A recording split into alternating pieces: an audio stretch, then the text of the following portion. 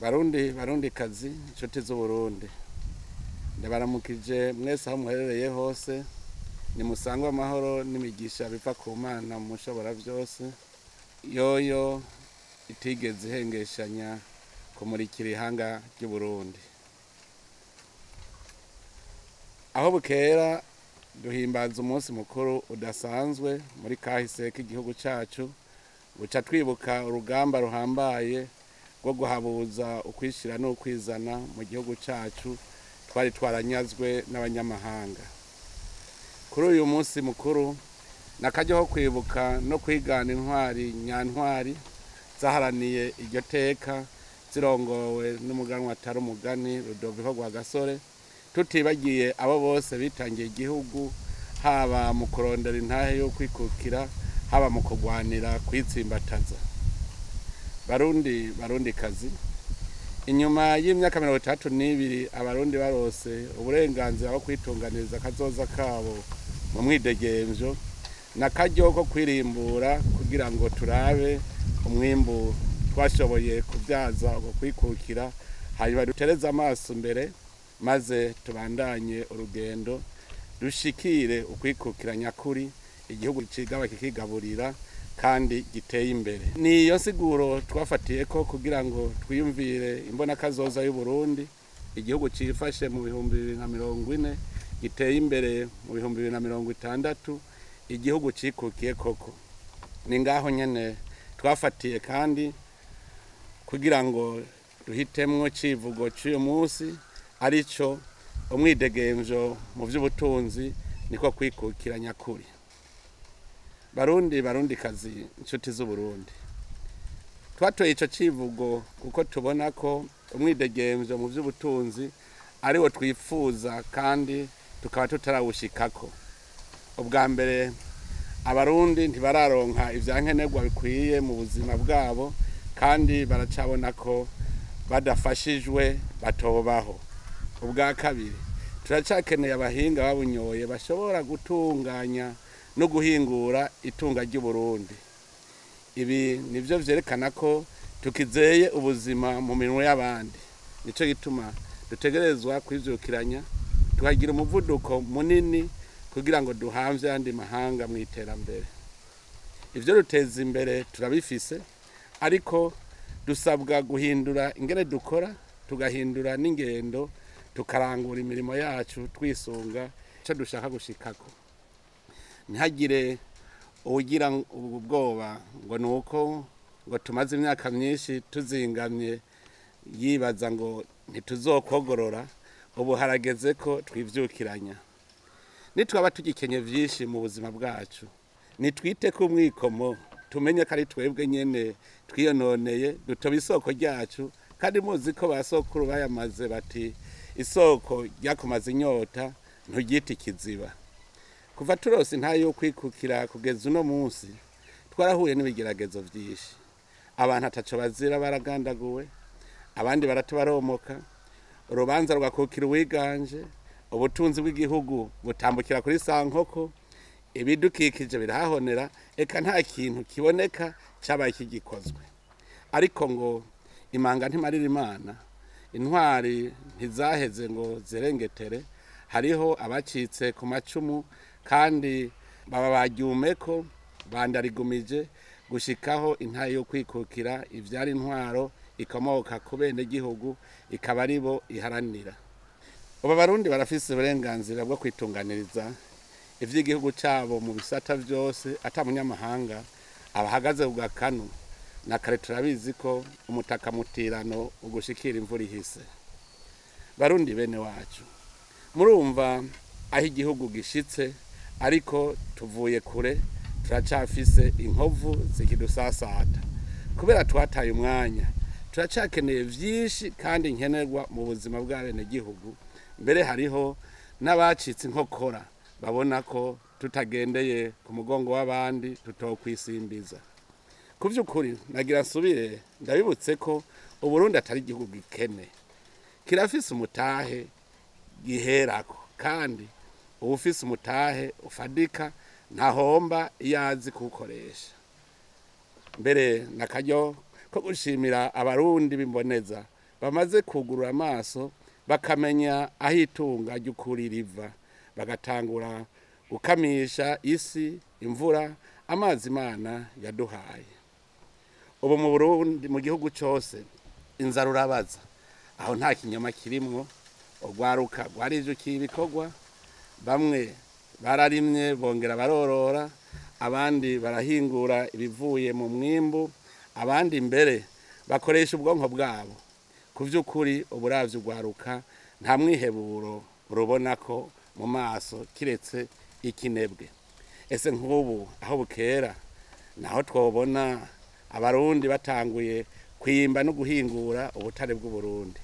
Ese twobona Abarundi batanguye gukwira isi yose badahunze ubukene n'ibyago, ahubwo bagiye gukwega abanyamahanga ngo bazane imitahe yabo mu gihugu. Ese twobona Abarundi bakorera hanze bazanye ivyo basumye guteza imbere igihugu c'amavukiro. Bavukanyi Barundi bene wacu, kugira intahe yo kwikukira ibandanye ishinga imizi mu gihugu, nuko umurundi wese azoba afise umwidegemvyo mu bijanye n'ubutunzi. Umwidegemvyo mu vy'ubutunzi ni ukubona ko koko ushobora kubaho atawugukoze mu ntoki. Dutegerezwa rero kuvyura imizirikanyi yacu, dutegere ko iterambere ritegerezwa kuvyarwa n'ibikorwa vyacu twebwe ubwacu. Imboneza mu gihugu nazo zitegerezwa kumenya ko atawukorera mu nduru. Umwenegihugu ategerezwa gukora atekaniwe, abona ko inzira y'iterambere ari umuharuro. No kuvuga ko amahoro, ubutungane, itunganywa ry'ubutunzi ku neza ya bose, ibikorwa vy'iterambere rusangi, ivyo vyose bitegerezwa kuba nyamwibonekeza, kuko niwo mushinge w'iterambere. Turahimbawe uno munsi kuko duhimbaje intahe yo kwikukira igihugu cyose gihema bumwe, amahoro n'umutekano. Ubu turafise umwizero wa kazoza, turarya tukaryama tuzi ko buca. Kubona twarashoboye kurandura imbuto mbi y'amacakubiri shetani yari yatubivyemwo n'ikintu cyo kwiratira. Ubu Abarundi baratanguye gutahura ko basangiye umuzi Uburundi, ko rero basangiye no kuma. Igiti twese twicayeko ni Uburundi, hamwe bwo kuma natwe twoba tumye atawuvuyemwo. Nico gituma twese mu vyo umwe wese ashoboye dutegerezwa kubukorera kugira ngo buturamire twese. Kugira tugire umwidegemvyo mu vy'ubutunzi, nuko twohingura itunga kama Imana yahaye igihugu cacu. Iryo tunga naryo niri. Uravye aho igihugu cy'u Burundi giteretse, imisozi yaco, amazi n'ibiyaya bigisharije, akayaga keza kaco, koko n'agati kateretswe n'Imana mu kibanza kibereye. Nico gituma ari mutima wa Afrika.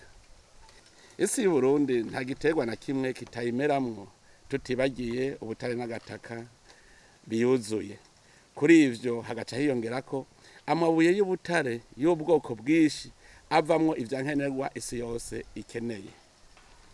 Kuri ubwo butunzi hiyongerako ubwenge n'ubukerebutsi bw'Abarundi.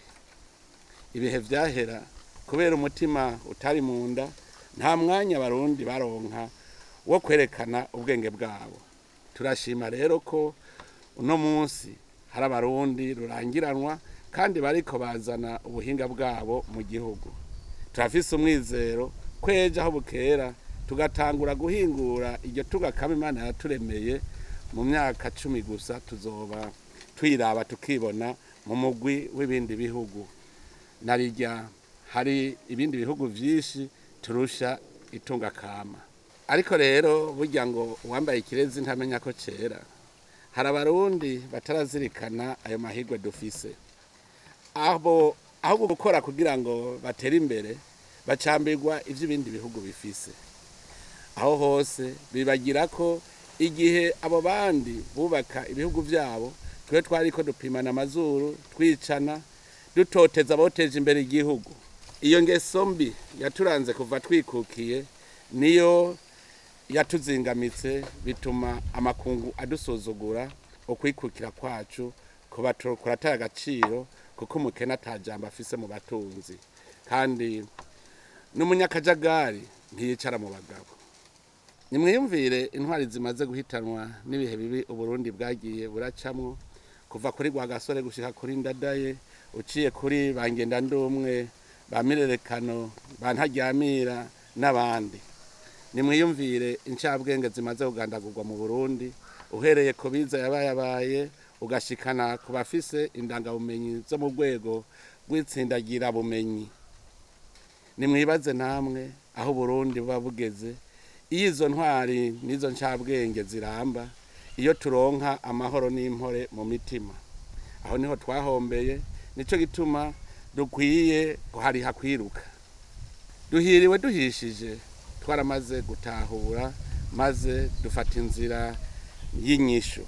Iyo nayo si yindi, ni urupapuro rw'inzira rudushikana mu gihugu cifashe mu 2040 giteye imbere mu 2060. Iyo niyo nzira izodushikana ku Burundi bwikukiye vy'ukuri. Barundi bene wacu, umwidegemvyo mu vy'ubutunzi niko kwikukira nyakuri. Ariko rero tubitegere neza, ukwidegemvya mu vy'ubutunzi, mu vya politike no mu mico kama vyacu ntibisigura kwiyugumura abanyamahanga. Haba namba. Umwidegemvyo mu vy'ubutunzi no kumenya kwibako atawurinze gutega amaboko, ariko utase kubana no gukorana n'abandi bose. Umwidegemvyo mu bijanye n'ubutunzi no kuba zirimira, ariko ukumva ko abanyamahanga mutegerezwa kurahuriranira.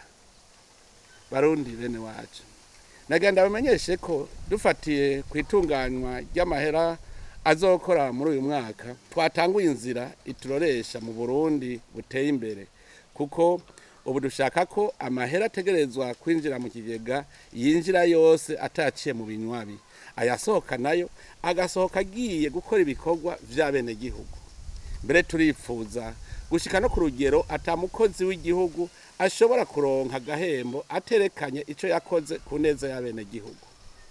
Murazi ko ingingo ngenderwako mu iterambere ry'igihugu ari iterambere rikomoka ku mwene gihugu rikongera rikamugarukako. Muzobaze n'abandi bateye imbere, igihe cyose iterambere ry'igihugu rikomoka ku bikorwa by'abene gihugu, umwe wese kubimwega, uburongozi bw'igihugu nabwo bugatunganya ivyavuye mu bikorwa by'abene gihugu ku neza yabo. Inzuki na karero keza twofatirako. Inzuki zikorera hamwe, ariko rumwe rwose rurafise igikorwa rugenewe. Igihugu ni nk'umuzinga, nico gituma tucipfuriza gutera imbere nk'umuzinga. Mu muzinga hari urutonde. Uruyuki rutaye igikorwa rwariko cyo kudaha ubuki mu mashugwe rukarya umuntu, ntirusubira mu zindi, ruca rucika mpingwe, rukaguma ruyingira mu gahinga. No mu gihugu niko kuko abataye igikorwa cabo ntibimbure, barakena, hanyuma bahaguma bayingira nk'imiyinga, bidodomba gusa. Ariko abakozi b'ukuri usanga bariko barikuyakuya, baganira, umwe wese yirata ingene umwimbo wiwe wagenze. Abo nta rwamo batera mu gihugu. Ubu rero harageze ko uwidodomba wese ababajwe nuko igihugu gikenye yisuzuma, akamenya igituma avuga ko igihugu cacu gikenye. Mbega wewe wamaziki mu gihugu wo kwirata? Ibituma Burundi bukena biriho, kuko haracariho Abarundi bandimiranye, haracariho Abarundi ndiri bagishaka kubeshwaho n'urwenge. Bariyicariye barindiriye ko uwabirimye abisoroma, hanyuma bagashora ivyo batarimye canke izo batoroye. Haracariho Abarundi bihebuye, bashize mu muzirikanyi yabo ko kugira baronke ubuzima bategerezwa gusega canke bakabasuka abandi.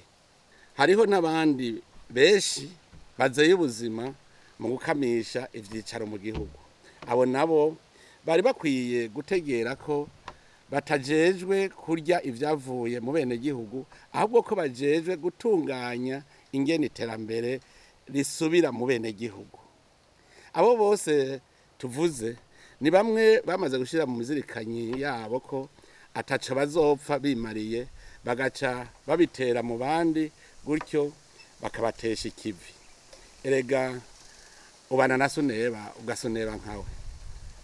Nanje reka mbere nkawa mutumwa Paul igihe yumva ko ishengero y'Abanyetesalonika babaye ibinebwe, aca bategeka avuga ati turabategetse bene wacu ku izina ry'umukama wacu Yezu Kristo nimuhunge uwo muvukana wese yishinga kurera amaboko kandi ntakurikize ibyo twabigishije na kare murazi neza ukuntu mwotwigana kuko tutareze amaboko iwanyu kandi atawe twaririye ivya gusa ariko twama dukora ijoro n'umutaga tugacumukura kandi tukaroha kugira ntihagire uwo tugora muri mwebwe suko tutari tubifitiye uburenganzira ariko twashatse kubabera akarorero ngo mutwigane nkako aho twari tukiri wanyu ngibi byo twabategeka hagize umuntu adashaka gukora no kurya ntajye reka nce mpera ngaho imbere yo guheraheza ndabaha impanuro mwese abarundi n'abanyamahanga muba mu Burundi ubwa mbere nuko twese twogwanya ubunebwe bwatwatsemo indaro ntihagire ubusubira kurya ibyo aseze kiretse bamwe twita bantaho nikora ntaho nikora nawe no muntu nta magara atagira inkomezi cyane ubwenge hariho nabirirwa mu mabaramiro bakibera ngaho ataco bakora ariko bakirirwa baridodomba bateranya inzego z'igihugu n'abene gihugu abo turabategetse baje ku kivi bakore kugira ngo bajye ivyo bakoreye mu Burundi nta numwe abuze ico yokora ingorane nuko benshi muri bo bumva ko gukora ari ukumusuku w'abandi ubwa kabiri ndasavye abari ku kivi ntihagire ababaca inkokora babasamaza ngo ejo ntibuca mumenye ko hariho abafitiye ishari uyu muvuduko turiko mwiterambere kuko uwo twahora dusega turiko turamuca mu myanya y'intoki nimuje hamwe ahubwo mugwize umwimbo hanyuma aho bukera mwigira inama y'ingene muzohingura mwongere mushore mu mwidegemvyo kuko hari binebwe bigabirije ngo mukore navyo bibungukireko nico gituma mwofata nkama ijambo imoneza mubaharaniye intahe yo kwikukira Rudoviko Rwagasore yashikirije kuwa kane Nyakanga 1958 igihe yari mu birori byo kugurura koperative koperative kavukire yo gusumiramwo kugira ngo mwumve katari jewe jenyene ndabereka akamaro ko gukorera mu makoperative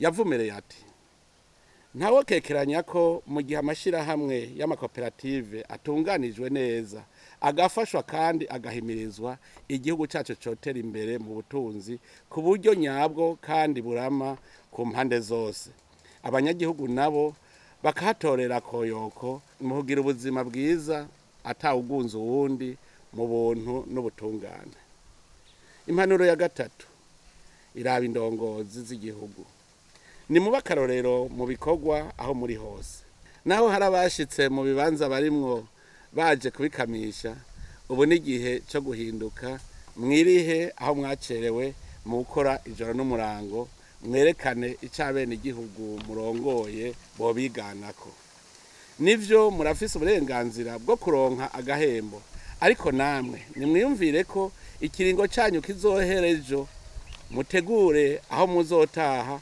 muzoheze ikiringo batabazomera ahubwo babahikaze abajeje intwaro nimwigishe mushimitse abo murongoye mubereke ko itunga ry'umuntu rifise agaciro iyo rivuye mu bikorwa ku barundi bose ndabasavye gufata umwanya wo kwiyumvira kuri kahise kacu ivyatuzingamitse tubikosore twubake kazoza keza kacu dushingiye kwihangiro twiyemeje cyane cyane tuguma twibuka ko imitwe ikora ikoranye kandi ko tubiri tuvurana ubupfu iyo tuja twarahabonye umwe wese nazararimbura arabica atarashika kiwe hanyuma agire indinganizo yo kugishikira akoresheje ubwenge n'inkomezi Imana yamuhaye mu kurangiza nashaka kubamenyesha imanza zibiri twimirije kandi nkoramutima ku buzima bw'igihugu cyacu